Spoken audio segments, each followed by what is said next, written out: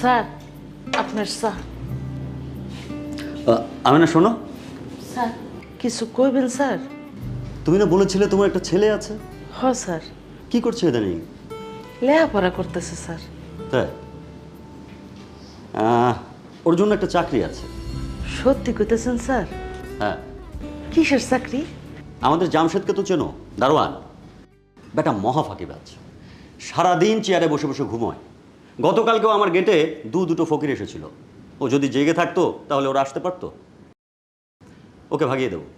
আর তোমার ছেলেকে যদি পছন্দ হয় তাহলে ওই জামশেদের জায়গায় দারোয়ানের কাজে লাগিয়ে দেবো। স্যার ছোট মুখে একটা কথা কই, কিছু মনে করেন না। মানে কইতেছিলাম কি, আমার পোলাটারা নিয়ে আমার অনেক বড় স্বপ্ন। আর ওরে আমি লেখাপড়া করাইতে চাই, দারোয়ানের চাকরিটা করতে দিব না। খুব ভালো, দুর্দান্ত ব্যাপার। তো কি হবে উনি, জর্জ না ব্যারিস্টার? আসসালামু আলাইকুম জর্জ সাহেবের মা। তোমরা পারো বটে, আসলে মানে কি বলবো, পেটে ভাত জোটে না, অথচ স্বপ্ন দেখার বেলায় বড় বড় স্বপ্ন, তাই না? অফিসার করবে। এটা ভালো আইডিয়া দিলাম, পছন্দ করলে না। যাও নিজের কাজ করো। এই দাঁড়াও, চাটা ঠান্ডা হয়ে গেছে তোমার সাথে বক বক করতে করতে। এটা নিয়ে যাও, গরম করে আনো।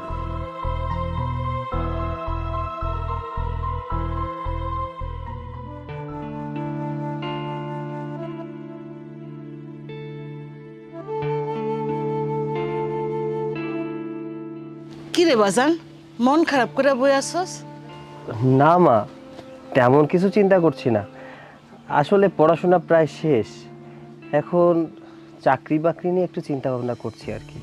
আমিও চিন্তায় আছি, কবে যে তোর একটা ভালো চাকরি হইব, আমিও ঘরে একটা লাল টুকটুকা বউ আনি। মা, তোমার বৌমা ঠিক করা। তোর কোনো পছন্দ আছে নাকি? পছন্দ করি, বাট তোমাকে এই বিষয়ে আমি পরে বলবো, কেমন? তা মায়ের একদিন নিয়ে আয় না, দেখি। আচ্ছা মা, দেখি আমি ওকে নিয়ে আসা যায় কিনা। চা খাবি? খাবো, তবে চাটা আমি নিজে হাতে বানাবো। তুমি সারাটা জীবন আমাকে চা বানিয়ে খাইয়েছো, অনেক কষ্ট করে এসেছো। তুমি বসো, আমি তোমার জন্য চা বানিয়ে নিয়ে আসি। তোর যা খুশি তাই কর। আচ্ছা তুমি বসো, বানিয়ে নিয়ে আসি।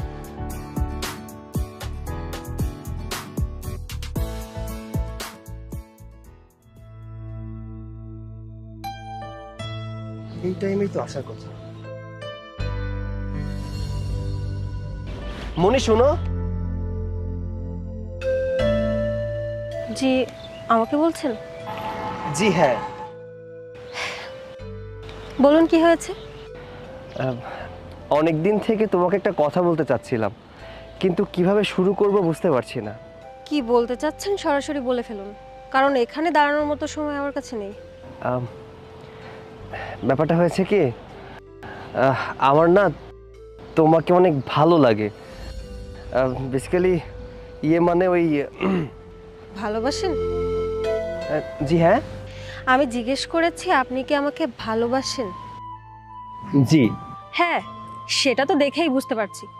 গত কয়েক মাস ধরে রোজ আপনি আমার জন্য এখানে দাঁড়িয়ে থাকেন, কিছু বলার চেষ্টা করেন, আমার দিকে এক পলকে তাকিয়ে থাকেন। অথচ যখন আমি আপনার দিকে তাকাই, আপনি হুট করে মাথাটা নিচে নামিয়ে ফেলেন। তখনই বুঝে ফেলেছিলাম এখানে কিছু একটা তো আছে। আপনি আমাকে পছন্দ করেন বা ভালোবাসেন। যাক, অবশেষে তাহলে আপনার এই কথাটা বলার সাহস হয়েছে। তবে একটা বিষয় আমাকে খুব অবাক করেছে। কোন বিষয়? আমি ভাবছিলাম এই ছেলেটা মাসের পর মাস ধরে আমাকে পছন্দ করে, আমাকে ফলো করে, কিন্তু প্রপোজ করছে না। যাক, অবশেষে আজকে আপনি আমাকে প্রপোজ করার সাহসটা পেলেন, দেখে খুবই ভালো লাগলো। হ্যাঁ। প্রপোজ তো করে ফেললেন, এখন? এখন মানেটা হচ্ছে আপনার নেক্সট প্ল্যানিংটা কি? ঘোরাঘুরি করবেন, নাকি ডেটিং করবেন, নাকি আমাকে বিয়ে করবেন? এগুলো তো আপনার জবাবের উপরে নির্ভর করবে। ও আচ্ছা, ধরুন আমি আপনার প্রপোজালটা অ্যাকসেপ্ট করলাম, এখন কি আপনি আমাকে বিয়ে করবেন?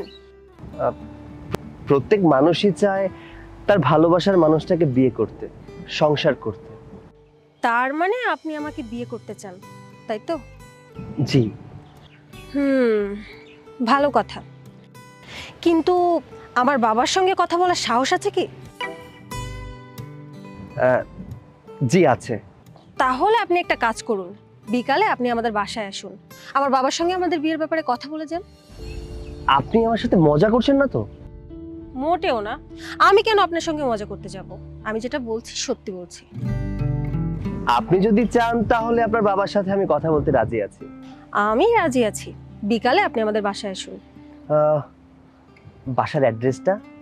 সে কি, আপনি এতদিন যাবত আমাকে পছন্দ করেন, আমার পিছনে ঘোরাঘুরি করছেন, অথচ এখনো আমাদের বাসার অ্যাড্রেস জানেন না? হ্যাঁ জানি, তবে শুধুমাত্র জানি মিরপুর ডিওএসএস, কিন্তু কোন বিল্ডিং কত ফ্লোরে এটা তো জানি না। ঠিক আছে, তাহলে আপনি একটা কাজ করুন, আপনি বরং এখনই আমার সঙ্গে চলুন। এখনই? হ্যাঁ এখন। কেন, কোনো কাজ আছে আপনার? না মানে ওই একটা প্রিপারেশনের ব্যাপার আছে না। আপনি আমাকে ভালোবাসেন, আমাকে বিয়ে করতে চান, এই কথাটা বলার জন্য আপনার আবার প্রিপারেশন লাগবে? শুনুন, এমনিতেই অনেক লেট করে ফেলেছেন, এখন চলুন তো আমার সাথে। ওমা, দাঁড়িয়ে আছেন কেন, আসুন। আরে বাবা, ওর নাম সৈকত, ও আমাকে পছন্দ করে, আর এখানে তোমার সঙ্গে অনেক ইম্পর্টেন্ট কথা বলার জন্য এসেছে। ও আমাকে বিয়ে করতে চায়। না ঠিক আছে, আসলে মেয়ে বড় হয়েছে, সম্বন্ধ আসবেই, এটা আমি কিছু মনে করিনি।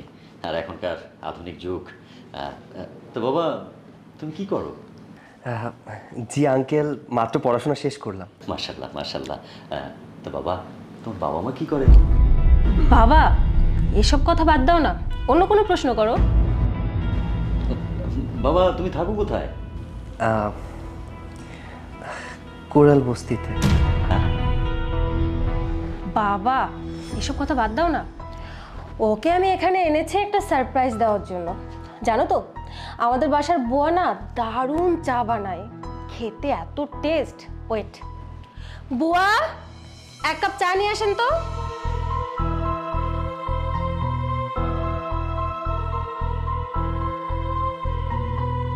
কি রে বাজান,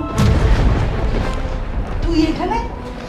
মা, তুমি এখানে? বাজান, 3 মাস আগে আমার গার্মেন্টসের চাকরিটা চলে গেছে, তারপরে সারা বসে আমি কাজ নিছি। তুই জানলে আমারে কাম করতে দিবি না, তাই আমি তোরে কিছু কই নাই। মানে তুমি একটা কাজের বুয়ার ছেলে, থাকো কুড়িল বস্তিতে, আর তুমি এসেছো আমার মেয়েকে বিয়ের প্রস্তাব নিয়ে? মানে কি সব? আহা বাবা, এত উত্তেজিত হও না। আমি তো জাস্ট ওকে এখানে নিয়ে এসেছিলাম এটা বোঝানোর জন্য ওর লেভেলটা কোথায় আর আমার লেভেলটা কোথায়। এখন তো দেখতে পেরেছিস তাই না? তুই কিভাবে চিন্তা করলি যে তোর সঙ্গে আমি থাকবো? এটা কখনোই পসিবল না, কারণ তুই হলি একটা ছোট লোকের বাচ্চা। তোর মা মানুষের বাসায় গিয়ে গিয়ে কাজ করে বেড়ায়, আর তুই কিনা আমাকে বিয়ে করার স্বপ্ন দেখছিস। আর শোন, বামুন হয়ে কখনো চাঁদ ধরার চেষ্টা করতে হয় না, এটা মনে হয় তুই কখনো জানতিসই না তাই না? আরেকটা কথা শোন, আমাকে যে বিয়ে করবে সে হয়তো কোনো অফিসের বড় অফিসার হবে, তোর মতো এরকম ফকির না। খুব বড় মাস্টার প্ল্যান করে এসেছিস তাই না? তোর মতন এরকম ছোট লোকের বাচ্চাদের এটাই মূল টার্গেট থাকে, একটা বড় লোকের মেয়েকে ফাঁসিয়ে নিজে শর্টকাটে বড় লোক হওয়া। তোদের মতো মানুষকে আমার চেনা আছে, কিন্তু তোর এই ডাল আমার এখানে গলবে না। আমি তো আশ্চর্য হয়ে যাচ্ছি, ওর মা যদি আমাদের বাসায় কাজ না করতো তাহলে তো আমরা জানতেও পারতাম না, আর এই ইডিয়েটটার ষড়যন্ত্রে পা দিতাম। কত বড় সাহস, তুই আমার মেয়ের দিকে চোখ তুলে তাকিয়েছিস। আর একটা কথা শোন, ব্র্যান্ড সব সময় ব্র্যান্ডই হয়। Brand brand brand brand brand, excuse me, brand সব সময় উপরে থাকে না, পায়ের নিচেও থাকে। আর হ্যাঁ, আপনাকে একটা কথা বলি, অহংকার পতনের মূল। কখন আপ থেকে ডাউনে নেমে যাবেন সেটা শুধুমাত্র উপরওয়ালা ডিসাইড করবে, আর কেউ নয়। আল্লাহ ছাড় দেন কিন্তু ছেড়ে দেন না।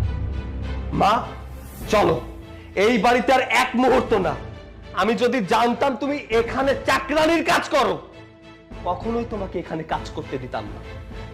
দরকার হয় আমি তোমাকে রিক্সা চালিয়ে খাওয়াবো, তবুও তুমি আমার সাথে এখন যাবে, কোনো মানুষের বাড়িতে কাজ করবে না। চলো, আসো আমার সাথে।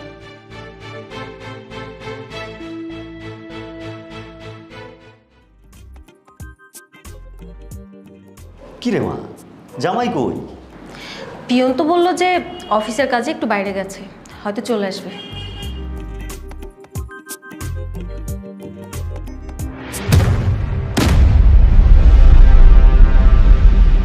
কি রে, তুই এখানে কি করছিস? এখানে তোর কাজ কি রে? দেখে বুঝতে পারছো না বাবা? হয়তো বা এখানে কেরানি টেরানি হবে। কি রে, তোর স্যার কোথায়? তোমরা এখানে কি করছো? তোর স্যারের সঙ্গে দেখা করতে এসেছি। তোকে আমি বলেছিলাম, মনে আছে তোর? আমার জামাই হবে কোনো বড় এক অফিসার, আর আমার জামাই এই অফিসার ম্যানেজার। ওর প্রমোশন হয়েছে, তাই ওকে সারপ্রাইজ দেওয়ার জন্য আমি আর আমার বাবা এখানে চলে এসেছি। তোর অবশ্য অনেক উন্নতি হয়েছে, কারণ তোর মা তো মানুষের বাসায় বাসায় গিয়ে কাজ করে বেড়াতো, আর তুই তো তাও অন্তত একটা চাকরি পেয়েছিস। তবে একটা কথা কি জানিস, ও একটা কাজের বুয়ার ছেলে হিসেবে পিয়নের চাকরি পেয়েছে না, এটাই ওর অ্যাচিভমেন্ট। কি বলিস? বাজান, কটা ভিক্ষা দিবেন?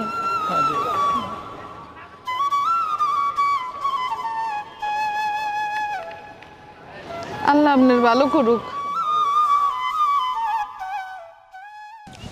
থ্যাংক ইউ তোমাকে এত সুন্দর একটা ড্রেস গিফট করার জন্য। আমার খুব ইচ্ছা ছিল, ওই যে পুরোনো দিনের নায়িকারা এমন ড্রেস পরতো, তো তাই আমার ইচ্ছা করছিল যে আমিও ঠিক এমন একটা ড্রেস পরি। আচ্ছা, তোমার নেক্সট প্ল্যানিং কি? মানে তুমি অফিস কোথায় নেবে? এই তো প্ল্যান করেছি সামনের মাসেই নিব, মিরপুর 11-এ আর কি। দেখি কি করা যায়, কারণ বিজনেস না করলে তো হবে না। ভালোই হয়েছে, আমার বাসার কাছে। বাবাজি, কটা ভিক্ষা দিবা? আমার পোলার কালকা বিশেষ পরীক্ষার ফর্মের টাকা জমা দেওয়া লাগবো, দাও না কয়টা টাকা? নতুন নাটক, এই যে দেখো না অনেক কেউ আসে, বাবা ভিক্ষা দিবা, আমার ছেলের কিডনি নষ্ট হয়ে গেছে, কয়টা টাকা দিলে ভালো হয়, আমার জামাই পঙ্গু হয়ে গেছে, তার চিকিৎসা করা লাগবে, তাই না? নতুন নাটক, যাই এখান থেকে। না বাবা, সত্যি কইতেছি, আমার ছেলের বিশেষ পরীক্ষার টাকা জমা দেওয়া লাগবো, দাও না কয়টা টাকা মা? ইস, কি সুন্দর করে মিথ্যা সাজিয়ে বলছে। তাই তোর ছেলে কি করে বিশেষ পরীক্ষা দিতে পারে? এটা কখনোই সম্ভব না। চল যাই এখান থেকে। বাবা, কয়টা টাকা দাও বাবা আমারে বাবা। চল এখান থেকে। মা, এই তুই আমার মায়ের গায়ে হাত দিয়েছিস কেন? ছাড়। মা, কি হয়েছে বলো? এরা তোমার গায়ে হাত দিয়েছে কেন? বাবারে, তোর তো 2 দিন পরে ভার্সিটির টাকা জমা দেওয়া লাগবে পরীক্ষার, এর লেগে ওদের কাছে কিছু সাহায্য লেগে আইছিলাম, আর এর লেগে ওরা আমারে মারলো এরম করে বাবা। মা, তোমাকে আমি কতদিন ধরে বলেছি তুমি ভিক্ষা করতে রাস্তায় বের হবে না, তুমি কেন এখনো ভিক্ষা করো বলো আমাকে? বাবারে, আমার অনেক আশা তুই বিসিএস পরীক্ষা দিয়ে বিসিএস পাস করবি বাজার, এর লেগে আমি ভিক্ষা করতে পারি বাজার। মা, এরকম বড়লোক অহংকারী লোকের টাকা দিয়ে আমি বিসিএস পরীক্ষা দিতে চাই না, দরকার হয় আমি বিসিএস পরীক্ষাই দেব না, তবে এদের মতো মানুষের টাকা দিয়ে আমি বিসিএস পরীক্ষা দেব না। মা বাবারে, আমার যতই কষ্ট হোক আমি তোর বিসিএস এর টাকা জোগাড় করবোই বাবা। এই লিসেন, কি বলছিস তুই? তোর ছেলে বিশেষ পরীক্ষা দিবে? শুনেছ, ওর ছেলে নাকি বিশেষ পরীক্ষা দিবে। তোদের এসব স্বপ্ন না স্বপ্নই থেকে যাবে। আমরা লাখ লাখ টাকা খরচ করে এক একটা ভার্সিটিতে পড়ি, তারপরেও আমরা বিশেষ পরীক্ষা দিতে পারবো কিনা সেই কল্পনায় থাকি।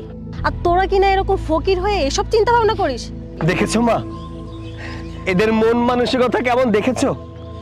আমাদের মতো গরিবদের যদি এনাদের মতো বড় লোকটা একটু সাহায্য করত, তাহলে গরিবের ছেলেরা অনেক বড় হতে পারত, কিন্তু এনাদের ভেতরে অহংকারে ভরা, তাই এনারা কখনো গরিবদের সাহায্য করে না।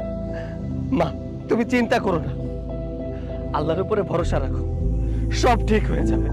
আর শোনো, তুমি এরকম রাস্তা রাস্তা ভিক্ষা করবে না। চলো মা, বড় লোকরা কখনো গরিবের কষ্ট বোঝে না, চলো আমার সাথে। যান যান, কোথা থেকে চলে আসছে ফকির। তোর মুডটাই নষ্ট হয়ে গেছে, চলো। চল। স্যার, এই যে আজকের প্রজেক্টের কালেকশন 10 লাখ টাকা। স্যার ব্যাংকটা বন্ধ হয়ে গেছে তো তাই ক্যাশ দিয়ে গেলাম। Okay, thank you Siam. Okay sir, আসি, আসসালামু আলাইকুম।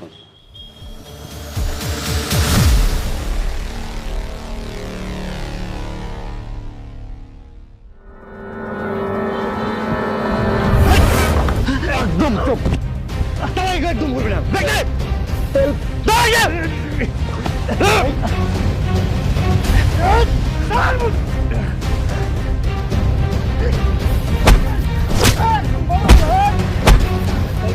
যা বলছি, যা যা এখান থেকে, যা যা একদম যা।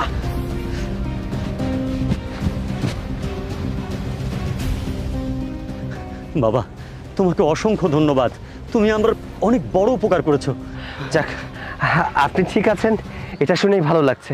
আমি আসি। হ্যাঁ বাবা দাঁড়াও। বাবা, তুমি যে আমার কত বড় উপকার করেছো, টাকাটা আসলে মূল বিষয় না। একটা অঘটন যদি ঘটে যেত। এই ব্যাগে 10 লক্ষ টাকা আছে। বাবা, আমি তোমাকে কিছু টাকা দিই। না না আঙ্কেল, আমার টাকার কোনো প্রয়োজন নেই। আপনি যে সুস্থ আছেন এটাই অনেক কিছু। আপনার টাকা আপনিই রেখে দিন, হয়তো আপনার খুব প্রয়োজনীয় টাকা। আমি আসি, ভালো থাকবেন। দাঁড়াও, তুমি কি করো বাবা? আঙ্কেল, আমি বিসিএস পরীক্ষা দিব এবার। বাহ বাহ, ভেরি গুড। হ্যাঁ, মা বাবা আছেন তো? পরিবারে আমি আর আমার মা ছাড়া আর কেউ নেই। বাবা গত 4 বছর আগে মারা গেছেন। So sad. তাহলে সংসার, তোমার লেখাপড়া এসব কিভাবে চলছে? দুঃখের কথা কি বলবো আঙ্কেল, আমার মাই আমাদের সংসার চালায়, কিন্তু রাস্তায় রাস্তায় ভিক্ষা করে। আমার মাকে আমি কতবার বলেছি, মা তুমি এই বয়সে ভিক্ষা করো না। আমার মা আমার কোনো কথা শোনে না। আমার মা বলে যে আমি ভিক্ষা করে হলেও আমার ছেলেকে বিসিএস ক্যাডার বানাবো। মায়ের স্বপ্ন, তাই মায়ের স্বপ্ন পূরণ করার জন্য স্ট্রাগল করে যাচ্ছি। আমি চাইলেই ছোটখাটো কাজ করতে পারি, কিন্তু আমার মা কখনোই আমাকে কাজ করতে দেয় না। আমি কাজ করলে নাকি পড়াশোনায় আমি মনোযোগী হতে পারবো না। বলেন তো আঙ্কেল, আমার মাকে এই বয়সে ভিক্ষা করতে দেখতে আমার কেমন লাগে? তোমার মতো রত্ন যে মায়ের গর্ভে হয়েছে, সেই মা না জানো কত মহৎ। আচ্ছা বাবা শোনো,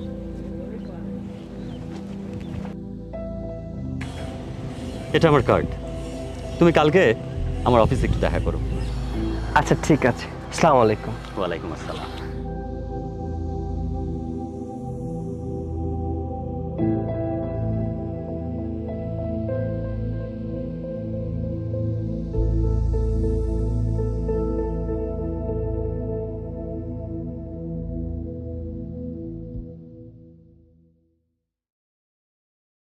মে আই কাম ইন স্যার? হ্যাঁ তুমি এসো এসো এসো প্লিজ।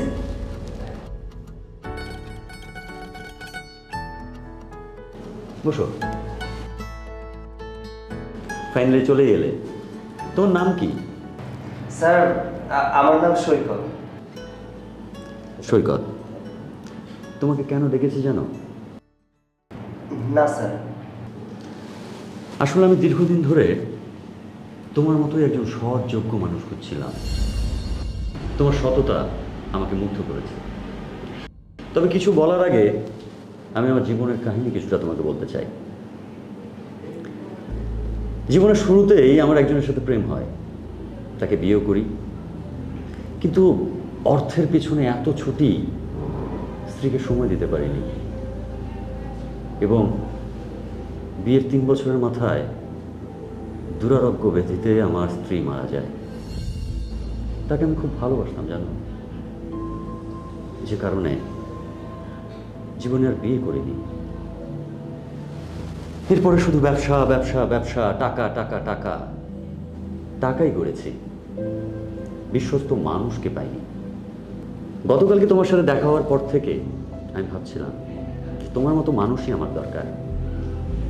আমার বাংলাদেশে বেশ কয়েকটা প্রজেক্ট চলছে, পাশাপাশি লন্ডনেও আমার বেশ কয়েকটা প্রজেক্ট রয়েছে। বয়স হয়েছে, শরীরও আগের মতো সাপোর্ট করে না। একই সাথে বাংলাদেশ এবং লন্ডন আমার দ্বারা হয়ে উঠছে না। আমি চাচ্ছি আমার বাংলাদেশের সবগুলো প্রজেক্টের দায়িত্ব তোমাকে নিতে। স্যার এত বড় দায়িত্ব আমি কিভাবে নিব স্যার? অবশ্যই পারবে। মানুষ জন্ম নিয়ে দায়িত্ব নিতে শেখে না, দায়িত্ব পাবার পরে সেটা মেনটেন করতে শেখে। আর তাছাড়া আমি তো আছি, যে কোনো প্রয়োজনে তুমি আমার সাথে যোগাযোগ করবে।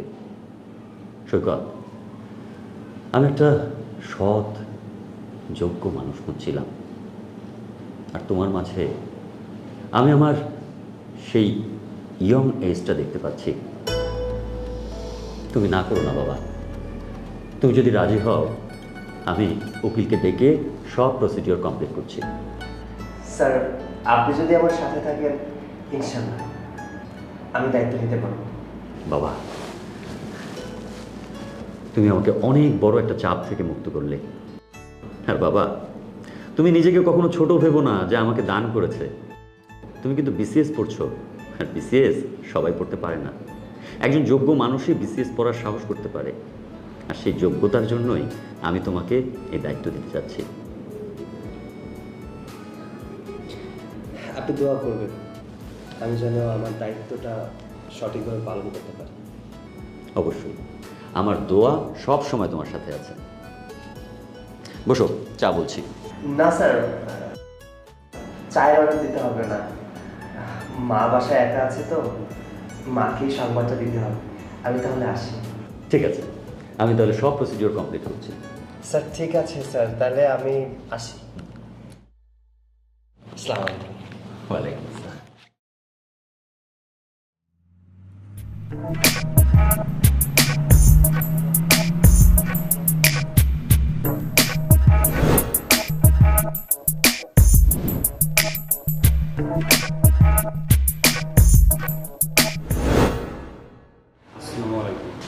ওয়ালাইকুম আসসালাম। স্যার আপনাদের স্যারের রুমেই গিয়ে বসতে বলছে। স্যারের আসতে একটু লেট হবে তো। ওকে, যাচ্ছি।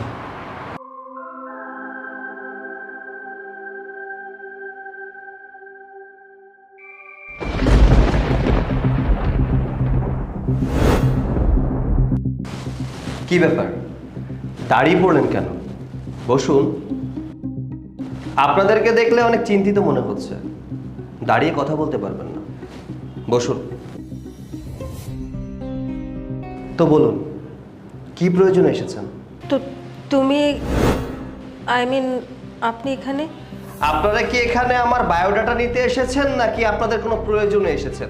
যদি কোনো প্রয়োজনে এসে থাকেন তাহলে সেটা বলুন। স্যার, একটা প্রজেক্টের ডিলের ব্যাপারে কথা বলতে এসেছিলাম। পেপারসগুলো দিন।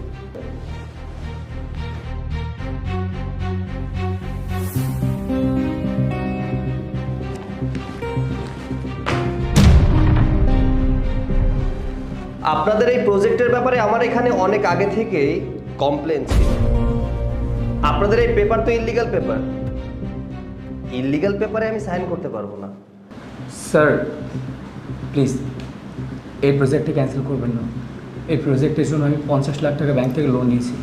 যদি আপনি প্রজেক্টটা ক্যান্সেল করেন তাহলে স্যার আমাদেরকে পথে চলে আসতে হবে। 50 লাখ টাকা কেন? আপনি যদি 10 কোটি টাকাও লোন নিতেন আপনার জন্য আমি কিছুই করতে পারতাম না। কারণ আমার এই কোম্পানি অনেক কষ্ট করে দাঁড় করিয়েছি।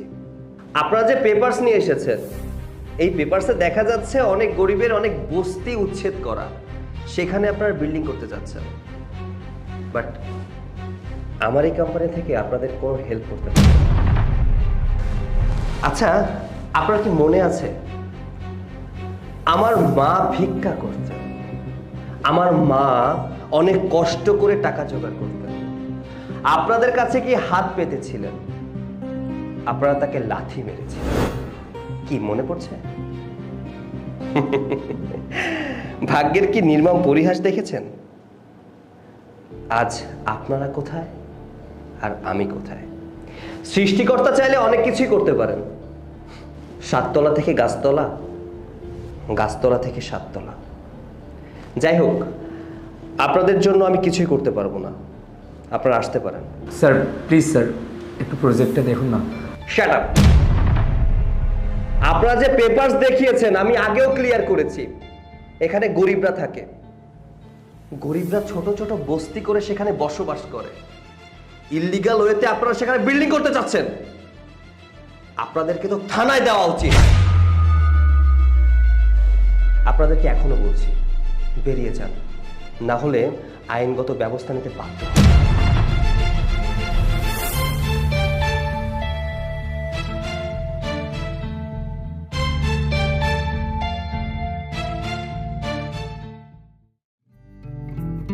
সৈকত, সৈকত, কিরে কিছু বলবি?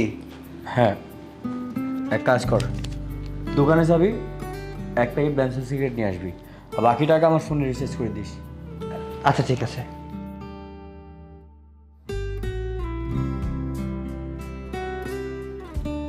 কিরে রাকিব,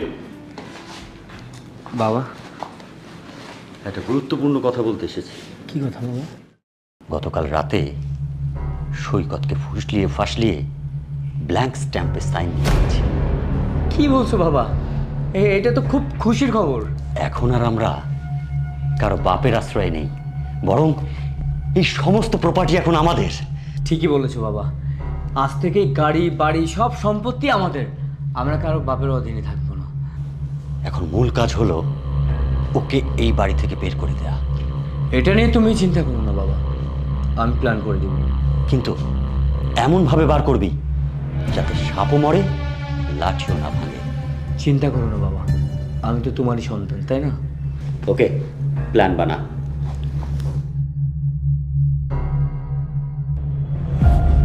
চিন্তা করো না বাবা, এই সয় সম্পত্তি কিভাবে কি করতে হয় সেটা খুব ভালো করে জানা আছে।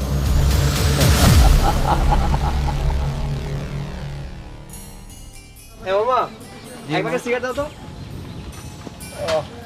এই এ কি, তুমি সিগারেট খাও? ও তুমি? আরে সিগারেট আমার জন্য না, ওই রাকিব আমাকে বললো এক প্যাকেট সিগারেট নিয়ে আসতে, তাই নিয়ে যাচ্ছি ওর জন্য। কি, তোমার ছোট ভাই সিগারেট খায়? আর তুমি তো বয়সে ওর বড়, তোমাকে দিয়ে তোমার ভাই সিগারেট কিনতে পাঠালো? আরে বয়সে বড় হয়েছি তো কি হয়েছে, শোনো, বয়সে বড় হলেও আমরা বন্ধু বান্ধবের মতো, ওইটা কোনো ব্যাপার না। আচ্ছা যাই হোক, তুমি এখানে কেন? আমি এখানে আইসক্রিম খাওয়ার জন্য এসেছি। এই মামা, আইসক্রিম দিন তো একটা।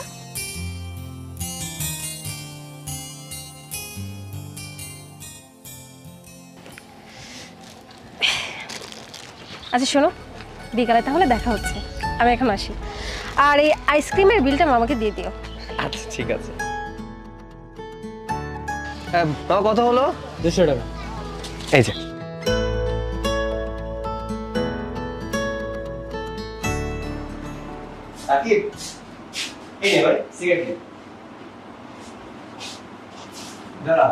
বাকি টাকা কোথায়? বাকি টাকা? কেন, 30 টাকা যেটা ফিরলো ওটা কোথায়? ওহ, ওই টাকাটা আমি খরচ করে ফেলেছি। খরচ করে ফেলেছিস মানে? আমি তোকে বলেছিলাম খরচ করতে। আরে এইভাবে কেন রিয়াক্ট করছিস? 30 টাকাই তো, পরে তোকে দিয়ে দিব। তুই কোথা থেকে দিবি? তুই তো এতিম ফকির, টাকা কোথা থেকে দিবি? আরে তুই এইভাবে কেন কথা বলছিস? সামান্য 30 টাকারই তো ব্যাপার। বাবা, বাবা! আরে আরে কি ব্যাপার, তুই বাবাকে কেন রাখছিস? চুপ কর, বাবা আসলে বুঝতে পারবে। বাবা দেখো, ওকে পার্সোনাল কাজের জন্য বাইরে পাঠিয়েছিলাম 500 টাকা দিয়ে, ওখান থেকে 30 টাকা মেরে দিয়েছি। সে কি রে, এদিকে আমারও আলমারি থেকে 1 লাখ টাকা নেই। বাবা তুমি সব কি বলছো? তুমি আমাকে সন্দেহ করছো না তো? এই দাঁড়া দাঁড়া দাঁড়া, আমি তোকে জিজ্ঞেস করলাম কখন? ও, ঠাকুর ঘরে কে রে, আমি কলা খাই না, তার মানে টাকাটা তুই নিয়েছিস। এই চুপ কর রাকিব, ওর রুমটা একটু সার্চ করে আয় তো। আরে রুম সার্চ করার কি আছে? আচ্ছা তুই যা। আরে আমি নেইনি, দেখ কথাটা শোন। বাবা বিশ্বাস করো, আমি কেন টাকা নিতে যাবো? আমি টাকা নেইনি। এখনই সব ফয়সালা হয়ে যাবে। বাবা ভুল বুঝছো, আমি কি কখনো টাকা নিয়েছি নাকি? Just wait and see. এই দেখো 1 লাখ টাকা ওর ব্যাগ থেকে পেয়েছি আমি। আরে তুই এসব কি বলছিস? আমার ব্যাগ থেকে কোত্থেকে টাকা আসবে? একদম চুপ কর, এতিম কোথাকার। আমার বাবা এত কষ্ট করে তোকে আশ্রয় দিয়েছিল এখানে, তার প্রতিদান এটাই দিলি, তাই না? দেখ তুই ভুল ভাবছিস, বাবা বিশ্বাস করো আমি টাকা নেইনি। ছোট লোকের বাচ্চা, কত বড় সাহস তোর! তুই আমার আলমারি থেকে টাকা চুরি করছিস, আমার ভালোবাসার এই প্রতিদান দিলি? তোকে খাইয়েছি, পড়িয়েছি, মানুষের মতো মানুষ করেছি, আর আজ তুই আমার পিঠে ছুরি মারলি। তোর বাবা মারা যাওয়ার পর আমি আমি আমার ছেলের সাথে কোনোদিন তোকে আলাদা করে দেখিনি, নিজের ছেলের মতো মানুষ করেছি। আর আজ ছি ছি ছি ছি ছি ছি। বাবা তুমি এসব কি বলছো? তুই চুপ কর, কোনো কথা বলবি না। তোকে এই বাড়িতে রাখা খুব ঝুঁকিপূর্ণ। না না না না, তুই তুই কোন দিন যেন এই সহায় সম্পত্তির জন্য আমার ছেলেকে খুন করে বসিস। বাবা, তোমাকে তো আমি আগে বলেছিলাম ও সুবিধার না, চোর। আর তুমি কত টাকা কিভাবে রেখে দাও তুমি হিসাবও রাখো না। ওখান থেকে কত টাকা মেরেছো? ঠিক বলেছিস, ওকে যদি আমার বাসায় রাখি ও আমাদের অনেক বড় ক্ষতি করবে। এই তুই বের হয়ে যা। বাবা, বাবা আমাকে বাড়ি থেকে বের করে দিও না, আমি কোথায় যাব বলো? আর বিশ্বাস করো, সহায় সম্পত্তির উপরে আমার কোনো লোভ নেই। তোমার লাখ লাখ টাকা ঘরে পড়ে থাকে, আমি কখনো টাকা নেই না বাবা, বিশ্বাস করো আমি টাকা নেই। তোর মতন বেঈমান কোথায় থাকবে না থাকবে সেটা আমার চিন্তা নয়, প্রয়োজনে রাস্তার ফুটপথে থাকবি। বের হ! বাবা, বাবা বের হ!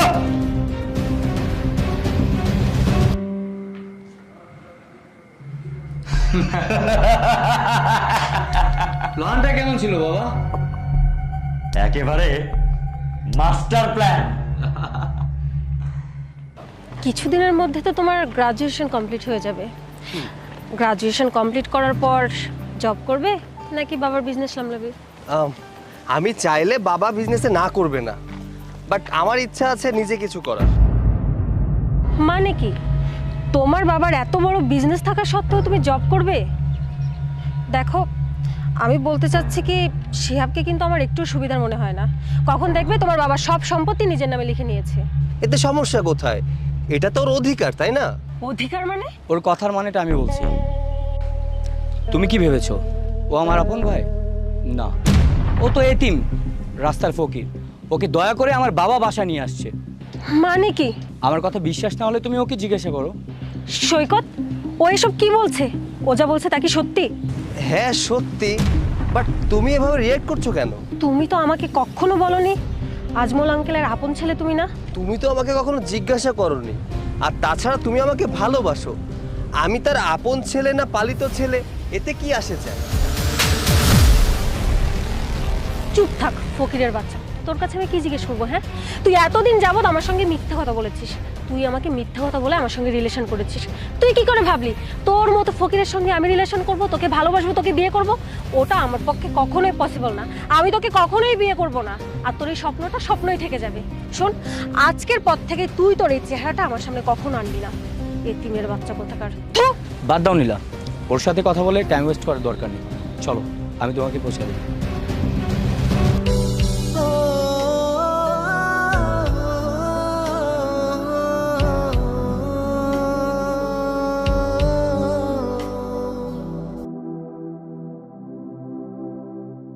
আমাকে কিন্তু বিয়ের পর 1 সপ্তাহের মধ্যে একটা গাড়ি কিনে দিবে। ওকে, কিনে দিব। ওটা সৈকত না? হ্যাঁ, এ মামা দাঁড়াও, আসো।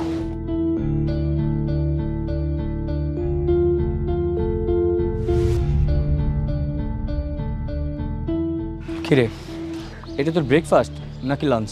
তোমরা দুজন একসাথে? হ্যাঁ, আমরা দুজন একসাথে। সামনের সপ্তাহে আমাদের বিয়ে, অনেক ফকির মিসকিন খাওয়াচ্ছি। তোরও দাওয়াত, চলে আসিস। অনেক দিন তো হয়ে গেল, ভালো মন্দ কিছু খাস না দেখে মনে হচ্ছে। দাওয়াত থাকলো। তোমরা কি সত্যি বিয়ে করছো? হ্যাঁ, আমরা বিয়ে করছি, তাতে তোমার কোনো সমস্যা আছে? আর যাই হোক, এসব রাস্তার ফকির মিসকিনের সাথে কথা বলে কোনো লাভ নেই। আমাদের টাইম ওয়েস্ট করার কোনো দরকার নেই। একটা কাজ করো, তুমি ওকে কিছু টাকা দিয়ে দাও। দেখে মনে হচ্ছে বেচারা অনেক দিন ধরে কিচ্ছু খায়নি, মুখটা কেমন শুকিয়ে আছে। একটা কাজ করো, 500 টাকা দাও আর এখান থেকে চলো। ঠিকই বলেছো। এই যে, এটা থেকে ভালো কিছু খেয়ে নিস আর আমাদের জন্য দোয়া করিস। চলো।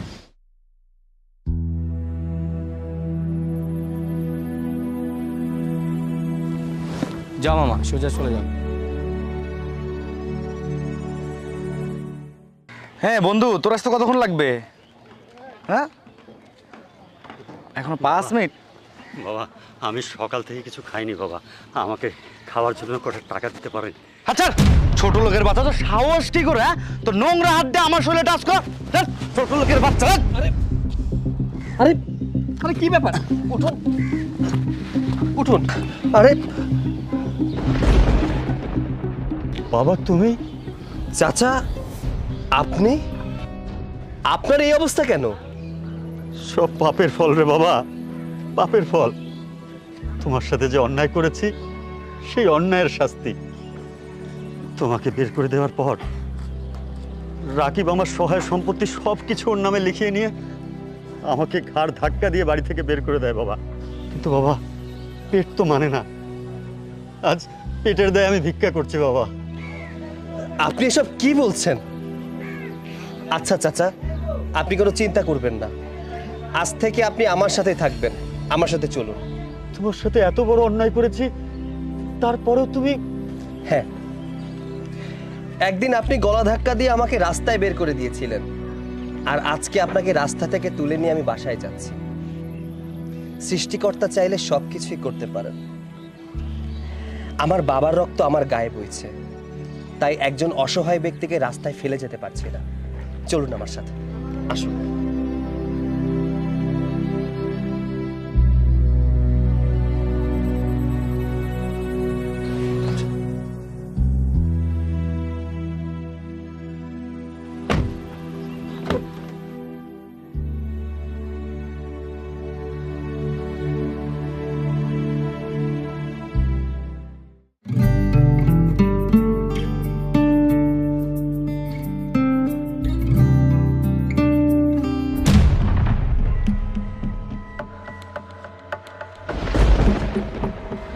আরে মনি, তুমি এইখানে?